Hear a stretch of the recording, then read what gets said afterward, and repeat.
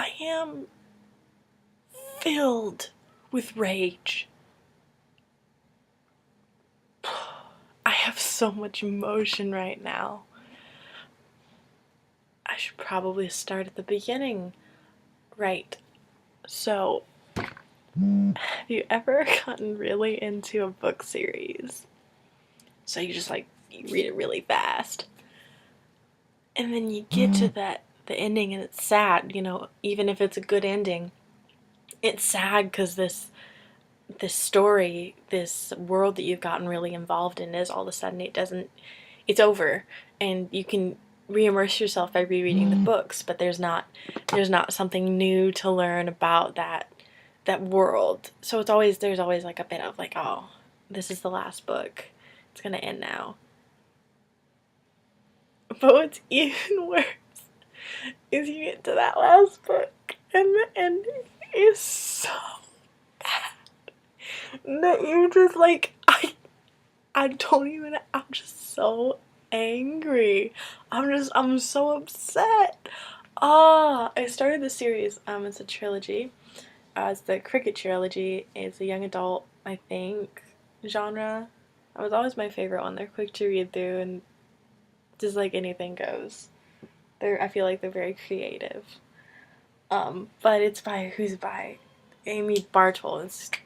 No. The first one I quite liked. The second one I didn't have a problem with. And the third one, I'm just so angry. I'm having anger issues right now. Oh, I just have so many emotions. Okay, spoilers. Spoilers.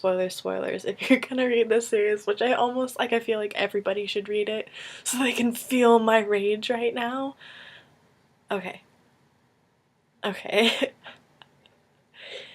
It's about this girl who doesn't know that she's from basically like another dimension, like another planet, right? And she's thrown into all these situations that she has to, navigate the royalty of all these different warring factions, and there's like 5 factions who control the world that she's from. Turns out that her parents were fugitives from this world, and that's why they brought her to Earth. She thought she was human. She doesn't realize till she's kidnapped that she's actually really important because of a prophecy. Okay. Alright, this is the basics. Now, the book is about Kricket, the girl who's everything's about Kricket. She's the one who's going to decide if the prophecy goes one way or the other. And everybody knows she's super important, but at the same time, everybody also wants to kill her to try and make sure that their house isn't the one that falls. Okay. She falls in love with a guy, because what's any book nowadays that doesn't have a love interest, right? And so like, oh good, they're sweet, happy, yay. But this happens at the end of the first book, and I'm thinking, wow, there's a whole trilogy to go on. If there's not going to be like the will he or won't they, what are they going to focus on?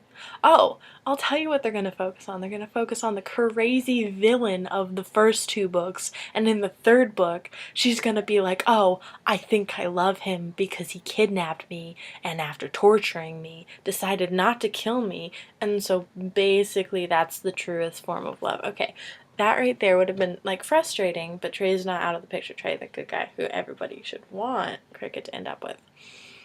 Not out of the picture yet. Not really sure where that was gonna go until the end of the book. Oh my god. Okay, so this evil guy who she's now decided she loves, he's somehow less evil now because of her love. Oh my god, I don't know if we're just supposed to forget that he murders innocent people and not innocent people, and is very violent and has attacked her and tons of other people in the past for kind of crazy reasons. But like the argument in the book is like, he's a psychopath, and she's like, but he's my psychopath. No. She was supposed to be a strong female character. Okay. She decides that he's gonna be alright. She does everything she needs to do to make the one house fall and one house rise, whatever. her family is plotting to kill her because she is a wild card and she's too powerful. And she's like, guys, I literally just want to go back to Earth. Like, y'all can all have your fights, just leave me alone. And so Trey, the guy that we would have wanted her to end up with, is basically just so pissed off. Not because she wants to go back to Earth, but because she slept with the enemy dude. But he still loves her, apparently. Not that he says so when he's like choking her against a tree, forcing her to eat. Right near the end of the book. And then the book ends and you're like, okay, so is she gonna go with the evil dude? Or is she gonna end up with this other guy? Neither. She ends up with neither. She goes back to Earth and you don't know what happens. Just basically, she goes back to Earth and maybe one of them finds her and maybe one of them doesn't, but the point is, this is the end of the series. There's nothing after this. That's it. That's all you get. All you get is goodbye. And she ends it with like this letter to her sister that's like, yeah, and maybe, you know, it was all good and fun to be over there, but I want to be back at Earth. I even fell in love, maybe twice. You can't have it both ways. Anyways, she just leaves, and it's like heartbreaking for her because she still loves at least the good guy, and she thinks maybe the bad guy too. And somehow that's like, okay, like that's a good end to the story. Why do you do this to me? Why do writers want to make me crazy? Like, I have enough issues without you adding on to it. Like, you're taking something that I become attached to and then ripping it away from me. And it's rude. It's not nice. I don't appreciate it. I don't even have words to express all the emotions that I feel about this. I started reading this on Friday and I read the entire trilogy, and today is Sunday afternoon. Like, I wanted to know how this ended, and I can't believe it. I'm just so angry. Why did you do? Is there like another book coming? Because what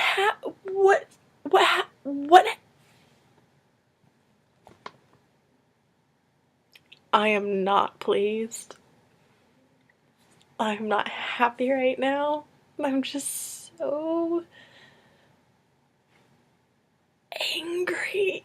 Why? Just choose, just wrap it. Why the ending? It's like the wobbling top in the movie with the dreams. Like, what will happen? Is it real life?